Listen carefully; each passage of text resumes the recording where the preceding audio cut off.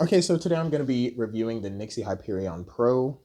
Right here, this dark purple kind of reminds me of back in the GameCube days where it had that deep purple as well. And, that nostalgia feeling really hits different with them.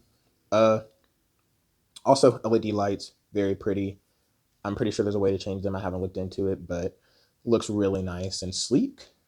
Uh, Feels also really sturdy in the hands. It feels light, but it also feels well made. A lot of the buttons in here have a nice click to them. The B button on mine is a little sticky. I know I've looked at a couple other reviews and uh, they kind of gave the same sentiment of a lot of the buttons can get sticky. I don't know what the quality control looks like on them. They're from China, so who knows what they're doing, but it is pretty well made. I think uh, pros of it, like I said, really well made. Good vibration feel, but the sound of the vibration is absolutely insane. Here, let me get this. Let me try and get this on. Let me try and catch this on the mic. Because literally just playing Mario Kart, it's not like some shooting game or whatever it is, but listen to the vibration. Just try and listen.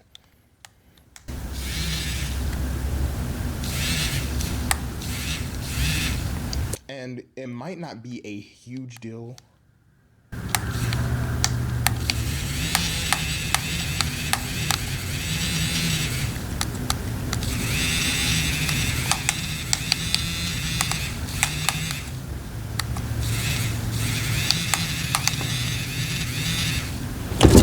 Like, and here's the thing. And here's the thing I want, the viewer to realize. If you're just playing out in the open right now on a Friday afternoon like I am, it's not that big of a deal. But let me tell you, if you have, okay, well, we're playing this Switch. A lot of us probably don't have girlfriends, but if you do, like I do, uh, I was trying to play at night. She was trying to sleep next to me.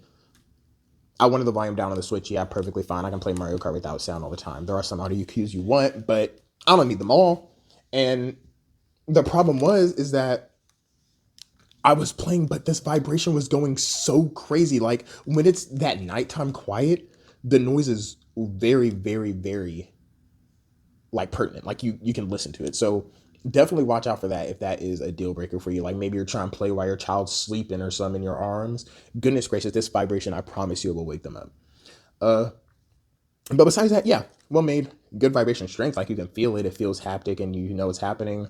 This controller does come with the motion controls as well as you can detach it from here and play. The Switch just with these joysticks in your hand. I don't want to detach it, but you can. Take my word for it. Uh, Really well made. There's not any kind of wiggle when you put it into the actual console. So, just good dimensionally. I think there is kind of a nice drop on the back here, so you can have a nice hold on the Switch, and it's not like your hands laying flat like this with, the classic Switch joysticks or anything like that. You kind of get a good hold on it. It's really better ergonomically. Uh, Furthermore, ergonomically, this joystick is not far enough in, or this right side does not have enough cushion here, so your thumb lays flat. Like I have an Xbox controller. I feels like the Xbox is the gold standard for ergonomics, in my opinion. But when I'm just laying my hand, naturally I have big hands. My fingers can fall straight on these and not have to cotton back like this to try and move this joystick. And that alone really just it's such a buzzkill when I'm playing with this. Like if I'm playing Mario Kart, it doesn't really matter because you don't ever use this joystick for anything in Mario Kart. But if you're playing, say, I know Switches aren't typically used for any kind of FPS shooting games. Typically, I mean Splatoon and stuff like that, you might defer. But uh, using this could quickly become fatiguing if it's something that you do often. So definitely keep an eye out for that, as well as these joysticks are kind of harsh feeling. The material is hard-ish. So like harder than a normal joystick. I'm not quite sure why. I don't know what the material is, but I would look out for that as well. It's not really the most comfortable thing you've ever felt.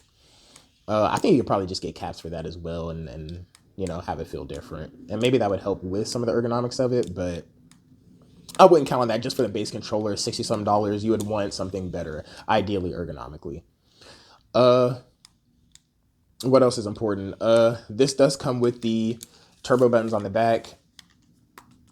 And you can also map these to be certain button presses on the front, and it's true button mapping. I'm not really going to go into detail as what that is, but it is a quality feature. However, the reason why I'm not going to go too deep into it is because I've played several games and I don't know a time where I've actually found that to be a useful feature that it would be a selling point for me. Like it's a cool to have, I guess, where if you press this button, it can repeat controls that you press here. So it's like you can map it and it would automatically do an input that you put on the front, which is cool. However, like I just said, it's not too big of a selling point for me. I guess if you're like a pro gamer or something and you want to use these buttons for different actions, it could be useful.